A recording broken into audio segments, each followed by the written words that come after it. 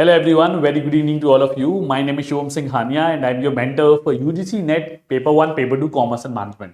तो आज हम बात करने वाले हैं एक बहुत ही इंपॉर्टेंट टॉपिक के बारे में, that is evolution of marketing concept. So बहुत दिनों से हम बाकी सब्जेक्ट्स डील कर रहे थे, मार्केटिंग के बारे में बात नहीं कर रहे थे, but today we are going to focus our attention towards marketing, which is a very very important topic. आपको पहले से ही पता है कि अप्रोक्सीमेटली आप मान के चलिए कि कहीं नहीं गए 10 से 11 क्वेश्चंस आपको मार्केटिंग में मिलने ही हैं, whether if you are preparing for commerce और whether you are preparing for management exam. अब बहुत सारे मैनेजमेंट स्टूडेंट्स को डाउट होता है कि सर सिलेबस में तो हमें कहीं मार्केटिंग नजर ही नहीं आ रहा। भाई थोड़ा सा आंख खोल के ध्यान से देखोगे तो उसके अंदर एक टॉपिक दिखेगा कंज्यूमर बिहेवियर का, that is nothing but it is your marketing. ठीक है, सो आई होप क्लैरिटी आ गई कि दोनों के सिलेबस के अंदर है। ठीक है, so now without wasting any further time जल्दी सेशन की शुरुआत करते हैं। दोबारा सेम पैटर्न फॉलो करने वाले हैं, पहले टॉपिक को समझेंगे and then we are going to move towards 5 questions, जिसमें से 4 क्वेश्चंस के आंसर मैं आपको दे दूंगा और 5वां क्वेश्चन आपके लिए टेस्ट है, इवैल्यूएशन है, जिसका जवाब आपको कमेंट सेक्शन में देना है। ठीक है, so I hope the pattern is clear. Let's begin. अब इस तरीके से हमारा इवोल्यूशन हुआ है। The first has been the production concept, the second has been the product concept, उसके बाद हम सेलिंग कंसेप्ट पे गए, उसके बाद हम मार्केटिंग कंसेप्ट पे गए and finally we have move to the societal marketing concept. तो पांचों कंसेप्ट आपको पता होने चाहिए, बहुत थॉरली पता होने चाहिए, क्योंकि आप मान के चलो कि ये जितने भी टॉपिक्स में लेके चल रहा हूं ना, ये पास्ट ईयर पेपर्स में हर साल देखे गए। मतलब मैं एक भी साल रिकॉल नहीं कर पाऊंगा 6 to 7 years of my experience जहां पे ये पास्ट ईयर्स में ना आए। ठीक है, तो एक क्वेश्चन तो आपका शॉर्ट यहां पे 100% हो जाएगा। अब वो असर्शन रीजनिंग फॉर्म में आए, मैच द फॉलोइंग फॉर्म में आए, आप 100% उस क्वेश्चन को कर पाओगे। ठीक है, ये टॉपिक लगता बहुत आसान है, मैं आपको बता दूं, बट कंसेप्चुअली छोटे छोटे टर्म्स है, छोटे छोटे एलिमेंट्स हैं, जिसकी वजह से टॉपिक कई बार स्टूडेंट्स को प्रॉब्लम बहुत ज्यादा दे देता है। ठीक है, so let's discuss this. I hope समझ में आ गया evolution. Now the first concept that we are going to talk about is production. देखो कई बार क्या होता है ना, स्टूडेंट्स इन छोटे छोटे कंसेप्ट्स में मिक्स हो जाते हैं। ठीक है, कंसेप्चुअल क्लैरिटी अगर नहीं रहती तो दो कंसेप्ट्स को मिक्स कर देते हैं, मिला देते हैं। तो उससे डील करने का हमेशा क्या तरीका है कि try to get into the background of a particular concept. किसी कंसेप्ट के बैकग्राउंड में जाने की कोशिश करो कि यार ये थॉट प्रोसेस आया कहां से। ठीक है, तो जो प्रोडक्शन कंसेप्ट है, ये है तो मार्केटिंग का कंसेप्ट, बट कहीं से तो निकल के आया होगा। सो प्रोडक्शन कंसेप्ट निकल के आया था during the process of industrial revolution. जब इंडस्ट्रियल रिवोल्यूशन हो रहा था तो उस समय लोगों ने सोचा कि यार लोगों को डिमांड तो बहुत ज्यादा है, लोग डिमांड तो बहुत ज्यादा कर रहे हैं प्रोडक्ट की, बट सप्लाई नहीं है मार्केट के अंदर। मतलब अगर हम प्रोडक्ट्स दे दें और अगर हम प्रोडक्ट्स को अच्छे दामों पे दे दें, अफोर्डेबल दामों पे दे दें, तो इंसान प्रोडक्ट्स परचेज कर लेगा। ठीक है, फॉर एग्जांपल जब भी कोई नया प्रोडक्ट मार्केट में आता है तो वो इनिशियली बहुत ज्यादा कॉस्टली होता है। ठीक है, फॉर एग्जांपल जब मोबाइल फोन्स आए तो इनिशियली बहुत ज्यादा कॉस्टली थे। जैसे जैसे उनकी सप्लाई बढ़ती गई, अफोर्डेबल प्राइसेस पे अवेलेबल होते गए, लोगों ने खरीदने शुरू कर दिया। मुझे एक और टाइम याद है, अगर मैं सही याद कर पा रहा हूं, 2008-2010 के टाइम पे when I was in my school, उस समय एक कंपनी आई थी जो लेटर फ्रॉडलेंट निकली, जो अप्रोक्सीमेटली 500 रुपए में फोन दे रही थी। ठीक है, और इन्होंने काफी सारे एडवांस अपने पास जमा करा लिए थे और बाद में कंपनी भाग गई। ठीक है, डिफंक्ट हो गई। सो बेसिक आइडिया क्या है प्रोडक्शन कंसेप्ट का, कि इंडस्ट्रियल रिवोल्यूशन के टाइम पे लोगों ने रियलाइज किया, मार्केटर्स ने एक्चुअली रियलाइज किया कि अगर हम बहुत ज्यादा प्रोडक्शन करने लगेंगे, ठीक है, तो हमें जो प्रोडक्ट्स है वो अफोर्डेबल प्राइस पे मौका मिल जाएगा सेल करने का।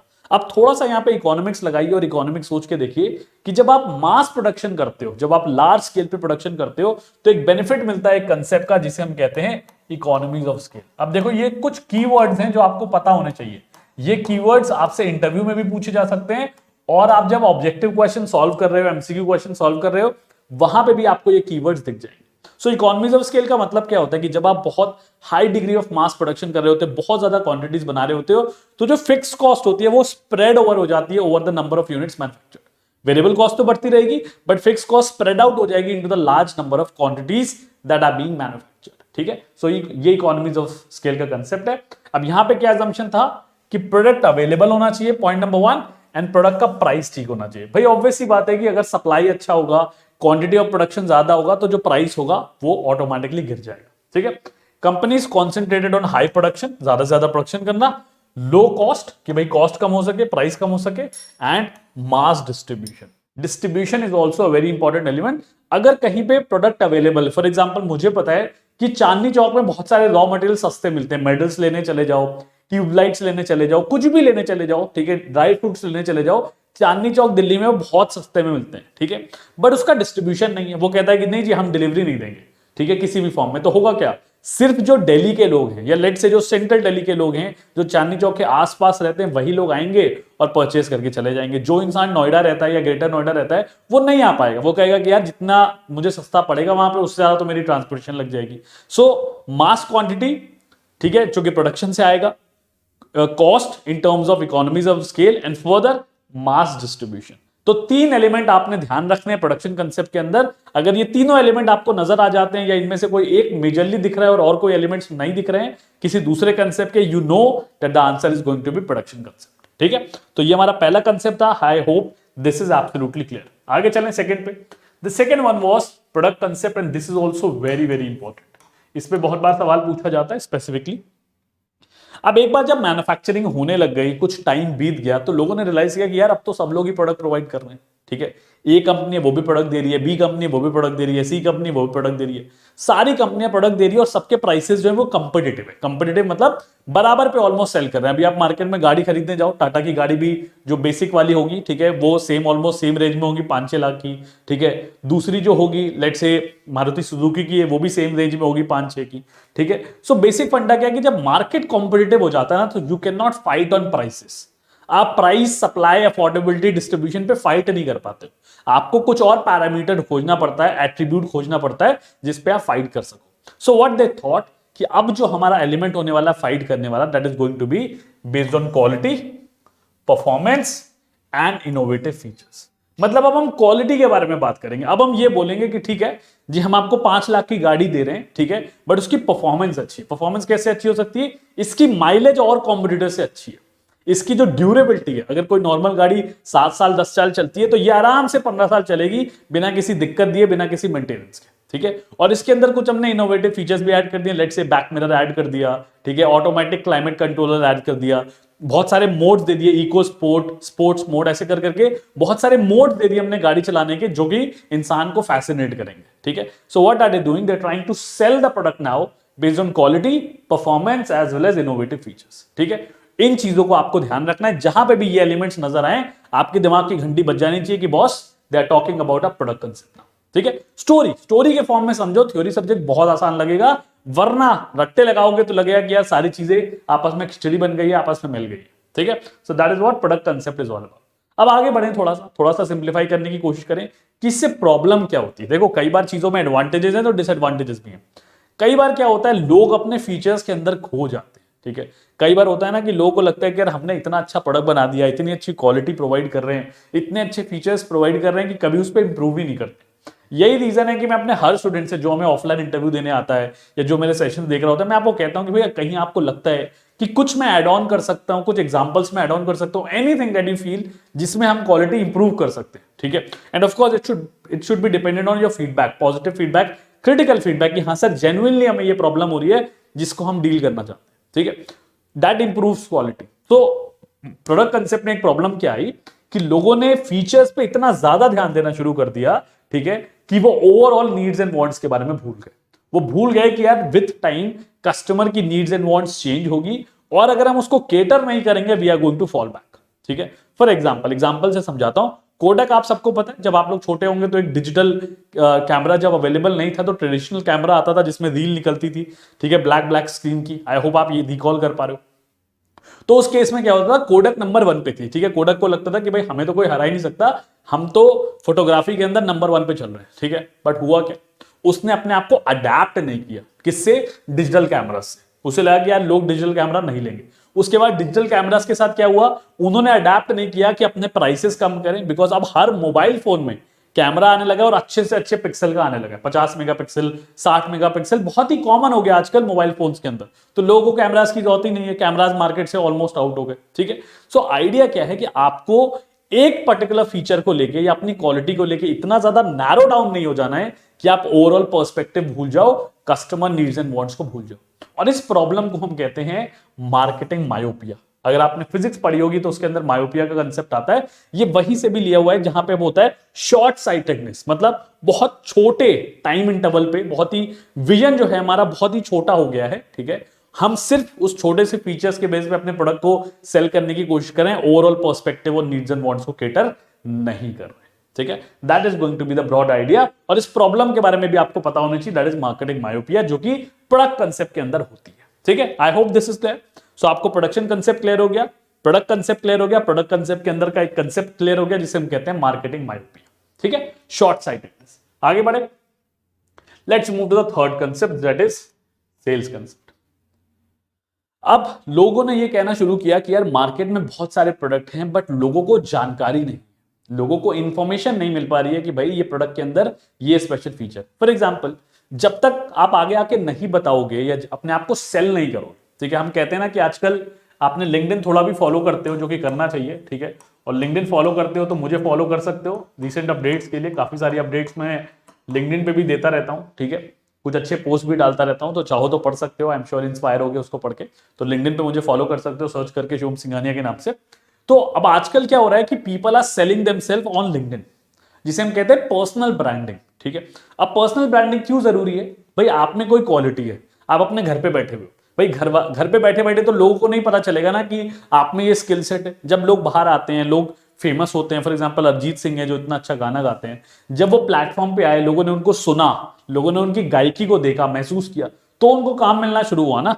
अगर वो घर बैठे रहते कि नहीं भाई मैं तो घर पे बैठ के गाना गाऊंगा, किसी कंपटीशन में पार्ट नहीं लूंगा, इंडियन आइडल में नहीं जाऊंगा, तो उनको नौकरी मिलती क्या? लोग उनको रियलाइज करते क्या? उनके पोटेंशियल को। Same goes with Sachin Tendulkar, same goes with other people. So sales concept का क्या कंसेप्ट है कि भाई लोगों को अवेयरनेस तो करो कि हमारे पास ये प्रोडक्ट है, हमारे प्रोडक्ट के अंदर ये क्वालिटी है, ये फीचर्स है। फॉर एग्जाम्पल आपने देखा होगा कि एक बहुत ही फेमस एड आता है टूथपेस्ट का कि भाई तुम्हारे टूथपेस्ट में नमक है क्या? So what are they trying to sell? They are trying to sell this particular commodity, what we call it as namak और सॉल्ट, और केमिस्ट्री की डेफिनेशन में सोडियम क्लोराइड। थोड़ी बहुत केमिस्ट्री भी आती है मुझे, ठीक है। So this is what it is. So आपको बेसिकली क्या करना है, जिस भी प्रोडक्ट के बारे में बात कर रहे हो, जिस भी प्रोडक्ट को सेल करने की कोशिश कर रहे हो, you will try to advertise it, you will try to give information about it to the common masses।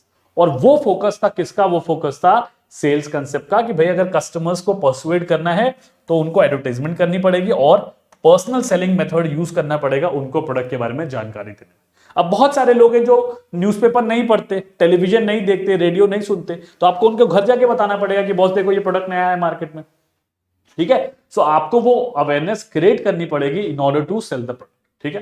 Consumers and businesses need to be coaxed into buying and the aim of companies was to sell. Coax मतलब basically persuade करना, ठीक है, force करना, ठीक है। कई बार उसको लोग प्रेशराइज भी कह देते हैं, ये अलग अलग सिनोनिम्स है और कुछ नहीं, ठीक है। आई होप समझ में आ गया। जब लोगों को पता होगा, लोगों को आप कन्विंस करने की कोशिश करोगे, ठीक है, then you will be able to sell it, ठीक है। अब इस चीज में कई बार मैं एक इंपॉर्टेंट चीज कहता हूं कि कई बार क्या होता है कि जब हम मार्केट में सेल करने निकलते हैं तो हम अनएथिकल बन जाते हैं, ठीक है। हम लोगों को कंफ्यूज करने लगते हैं, हम लोगों को मैनिपुलेट करने लगते हैं और अल्टीमेटली चीट कर देते हैं, ठीक है। वो सेलिंग का कंसेप्ट नहीं था। You will always have to remember, उनका फोकस था कि यार कस्टमर को कन्विंस करो, ठीक है, अवेयरनेस क्रिएट करो, परसुएड करो कि भाई प्रोडक्ट अच्छा है और उसके बेसिस पे प्रोडक्ट को सेल करने की कोशिश करो। उस समय अनएथिकल एडवर्टाइजमेंट के बारे में कहीं पे भी बात नहीं हुई थी, ठीक है। I hope the sales concept is clear. आगे चलें, let's move to the fourth concept, that is marketing concept. अब सेल्स कंसेप्ट में प्रॉब्लम क्या थी कि organizations or marketers were too much inclined on where they were inclined towards aggressive promotion। बहुत ज्यादा promotion आप देखते हो ना, बहुत सारे कॉलेजेस है जिनका नाम नहीं लूंगा मैं वरना पकड़ के बहुत मारेंगे उनके एडमिन वाले मुझे, जो आपको फोन कर करके कह रहे होंगे कि सर आपको एमबीए करनी है, सर आप हमारी वेबसाइट पे विजिट कर रहे थे, सर आपको एमबीए करनी है, हम आपको डिस्काउंट दिला देंगे। या फिर दिन भर आप किसी भी वेबसाइट पे चले जाइए, उनके कॉलेजेस के ऐड आ रहे होंगे, ठीक है।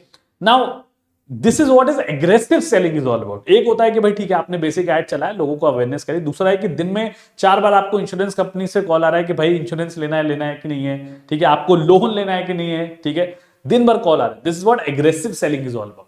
तो हम इससे एक लेवल आगे बढ़ते हैं और कंसेप्ट आता है मार्केटिंग कंसेप्ट। वो ये कहता है कि यार कस्टमर की ना नीड और वांट्स को सेटिस्फाई कर दो। अगर आप कस्टमर की नीड्स एंड वांट्स को सेटिस्फाई कर देते हो तो प्रोडक्ट ऑटोमेटिकली बिक जाएगा। फॉर एग्जांपल लेट से कि आप इस समय बहुत ज्यादा एंजाइटी से जूझ रहे हो, ठीक है, बहुत ज्यादा एंजाइटी है आपके अंदर कि भाई यूजीसी नेट का एग्जाम कब होगा, नोटिफिकेशन नहीं आ रही है, सो एंड सो। इस समय आपको किसी मेंटर से बात करनी है, किसी काउंसलर से बात करनी है, किसी से भी बात करनी है जो बेसिकली आपकी बात को सुने। एंड काउंसलर्स की सबसे अच्छी क्वालिटी क्या होती है? They are excellent listeners. बोलते कम है, सुनते ज्यादा है, ठीक है। सो द आइडिया इज कि अगर इस नीड एंड वांट को आइडेंटिफाई कर लिया गया, ठीक है, you will automatically be able to sell the product whatever you're selling. आज सुबह ही मैं एक बहुत ही ब्यूटीफुल लिंक्डइन का पोस्ट पढ़ रहा था, ठीक है, किस कंपनी के बारे में, उस कंपनी का एग्जांपल देता है, आई एम श्योर आप सबने बहुत सुना होगा। These are just the examples, you will get multiple examples. Zerodha एक बहुत ही शानदार कंपनी, आई एम श्योर आपने अगर देखा हो, आपके घर पे कोई ट्रेडिंग करता हो तो इस पे अकाउंट जरूर होगा, I am very sure about it.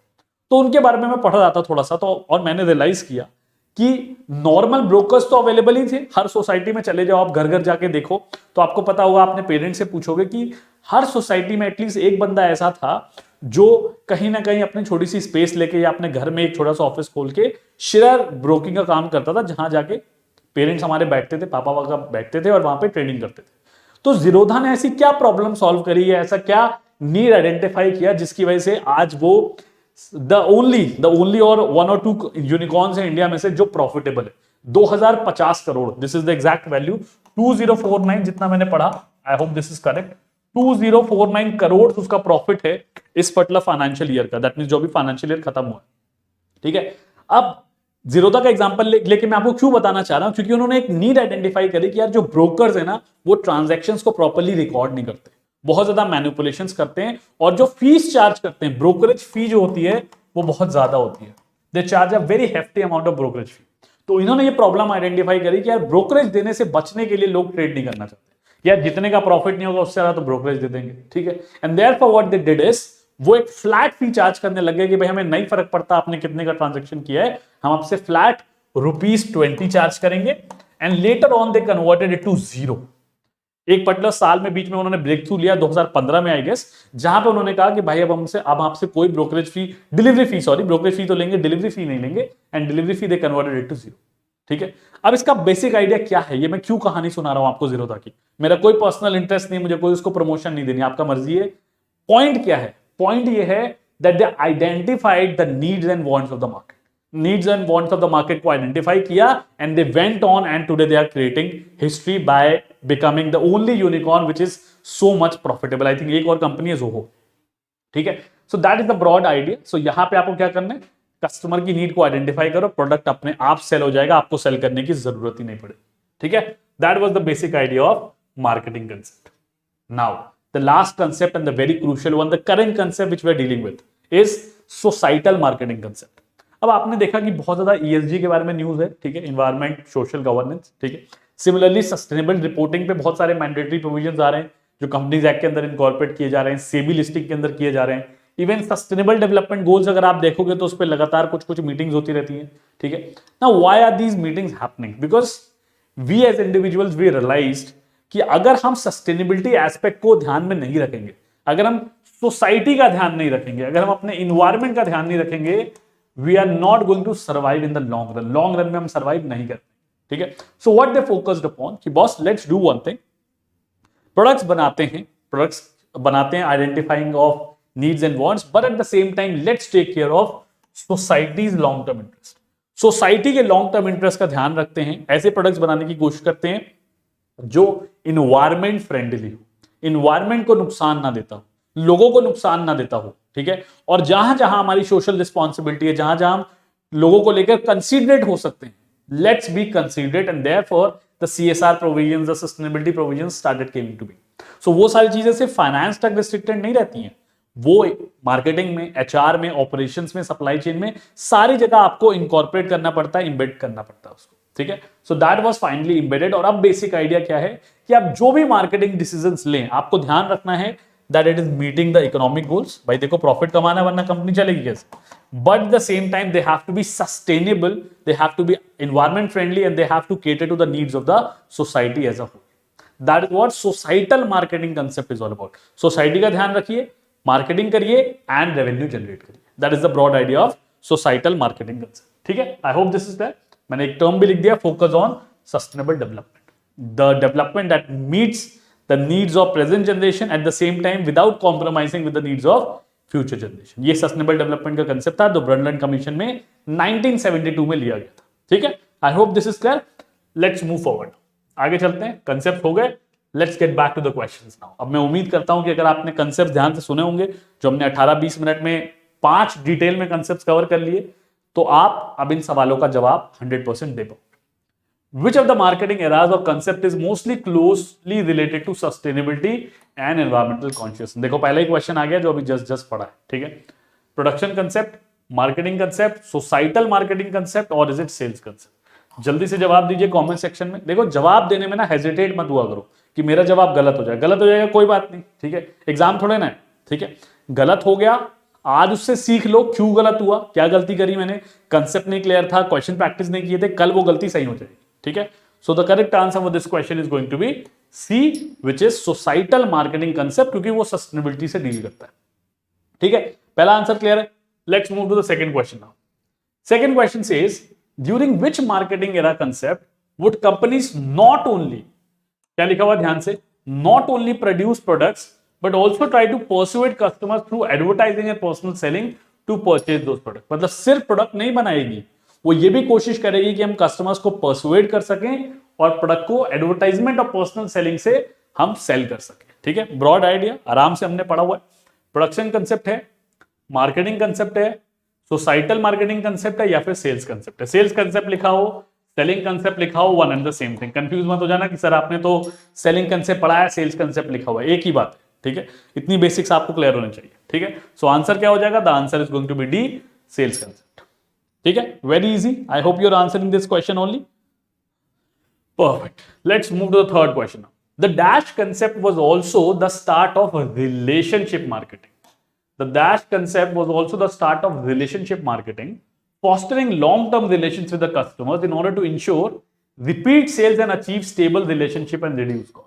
मतलब क्या वो कंसेप्ट था जहां पे हमारा फोकस था कि हमने रिलेशनशिप मार्केटिंग पे ध्यान देना शुरू किया। रिलेशनशिप मार्केटिंग क्या होती है, जहां पे आप कस्टमर्स के साथ, स्टेक होल्डर्स के साथ, सप्लायर्स के साथ अच्छे रिलेशनशिप बनाने की कोशिश करते हो। अब आप अच्छे रिलेशनशिप बनाते हो तो होता क्या है, जब आप एक रेपो डेवलप कर लेते हो, ठीक है। फॉर एग्जांपल मैं पूरी कोशिश करता हूं कि मैं अपने स्टूडेंट्स के साथ एक अच्छा रेपो डेवलप करूं। अच्छा रेपो डेवलप करने के दो फायदे होते हैं, आप एक्चुअली ये समझ पाते हो कि स्टूडेंट्स प्रॉब्लम कहां फेस कर रहे हैं। देखो मैं अपने मन में कितना भी सोचता रहूं, जब तक आप मुझे नहीं बताओगे मुझे नहीं पता चलेगा कि आपको किस चीज में प्रॉब्लम हो रही है। तभी मैं कहता हूं कि भाई कमेंट सेक्शन में बता दिया करो कौन सा टॉपिक चाहते हो मैं कवर करूं। पॉइंट नंबर 2, जब आप स्टूडेंट से बात करते हो ना, they also give you very realistic feedback कि सर ये टॉपिक्स तो ठीक है, सर ये टॉपिक थोड़े से और समझने, ठीक है। So that feedback is very important, that improves quality. तो अब क्या हो गया, हमें नीड समझ में आ रही, उनकी प्रॉब्लम से, उनके फीडबैक से what are we identifying, we are identifying their needs and wants.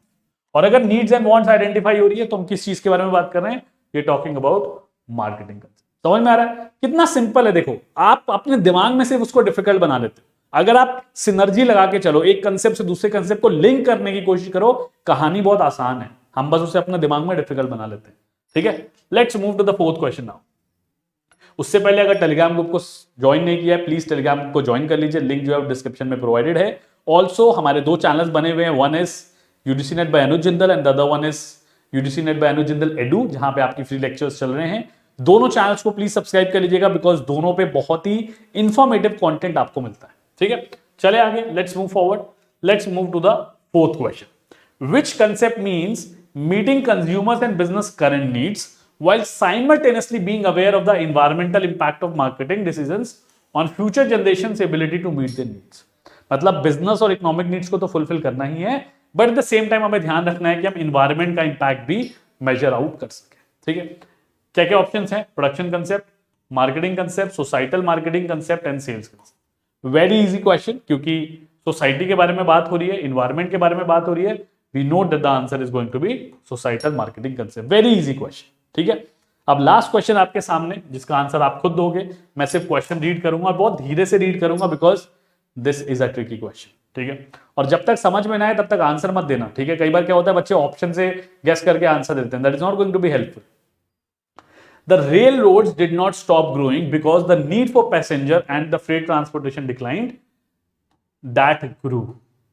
The railroads are in trouble today not because that need was filled by others, cars, trucks, airplanes, and even telephones, but because it was not filled by railroad themselves. Identify the concept. थोड़ा सा आसान कर देता हूं, क्योंकि अब ये देख के लगा होगा कि सर ने कितना बड़ा बॉम्ब मार दिया। आराम से पढ़ते।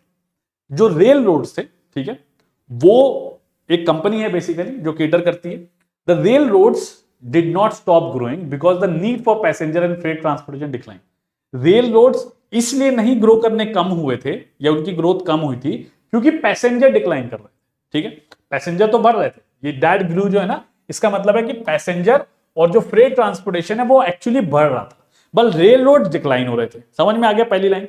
रेल रोड जो कंपनी है वो ग्रोथ की तरफ इसलिए नहीं बढ़ पा रही थी क्योंकि पैसेंजर डिक्लाइन हो रहे थे, एक्चुअली तो पैसेंजर बढ़ रहे थे या फ्रेट ट्रांसपोर्टेशन बढ़ रहा था। क्या रीजन था?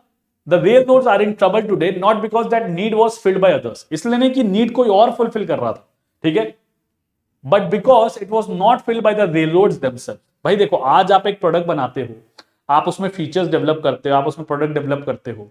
अब अगर आपको ग्रो करना है तो आपको क्या करना पड़ेगा? आपको और डेवलपमेंट करनी होगी, आपको और इनोवेशन करना होगा। फॉर एग्जाम्पल, अगर आपने एक बार एक कार बना दी जिसके अंदर लेट से आपने एक टेक्नोलॉजी डाल दी, ऑटोमेटिक गियर सिस्टम, आजकल सब गाड़ियों में आ रहा है, ठीक है। अब सारे कंपनीज ने उसको अडैप्ट कर लिया, every company has a car या हैज अ मॉडल जिसके अंदर ऑटोमेटिक गियरिंग सिस्टम है। अब अगर आपको इसको कंटिन्यू करना है, अपने प्रोडक्ट को डिफरेंशिएट करना है, तो आपको लगातार इनोवेशन करना पड़ेगा, लगातार फीचर्स में एनहांसमेंट करनी पड़ेगी, वरना क्या होगा? वही हाल होगा जो कोडक का हुआ था, ठीक है। So therefore you will have to take care of your features. कौन से कंसेप्ट के बारे में बात हो रही है? कोर्स कंसेप्ट है, मार्केटिंग मायोपिया है, सोसाइटल मार्केटिंग कंसेप्ट है या फिर सेल्स कंसेप्ट है। 4 ऑप्शन दिए हुए हैं, कमेंट सेक्शन में आंसर डाल के बताइए क्या सही आंसर होना चाहिए और क्यों। रीजन भी चाहिए, सिर्फ आंसर नहीं चाहिए, रीजन भी चाहिए। बिना रीजन के अगर लिखोगे तो उसका कोई फायदा नहीं है, because it is not enhancing your level of understanding. ठीक है, so that was all for today. I hope आपको सेशन में मजा आया हो। मैंने बहुत सारे एग्जांपल्स आपको देने की कोशिश करी, of course because it was a marketing class, और एग्जांपल से रिलेशन बढ़ जाता है, जितना आप रिलेट कर पाते हो कंसेप्ट से। ठीक है, so that was all for today. अगर ये सेशन पसंद आया तो प्लीज वीडियो को जरूर लाइक कर दीजिएगा, चैनल को सब्सक्राइब कर दीजिएगा। आपको लगता है कि आपको मेरा पढ़ाया हुआ आसान लगता है, अगर सिर्फ आपको आसान लगता है और अगर आप मेरे साथ तैयारी करना चाहते हो तो आप कोर्स में एनरोल कर सकते हो। The course is running up for the June 2023 exam. Crash course in fact run हो रहा है, तो आप परचेज कर सकते हो अगर आप तैयारी करना चाहते हो। कॉल कर सकते हो ऑन द नंबर 9999466225, जहां पे आपको कोर्स की जानकारी मिल जाएगी। हमारी वेबसाइट www.anujjindal.in पे विजिट भी कर सकते हो, या फिर अगर ईमेल करने में ज्यादा कंफर्टेबल हो तो info@anujjindal पे ईमेल कर सकते हो और कोर्स के रिगार्डिंग क्वेरी कर सकते हो। ठीक है, that was all about today's session. I hope you enjoyed it. Till then, keep preparing. All the very best, and do let me know about your feedbacks in the comment section. Thank you and God bless you.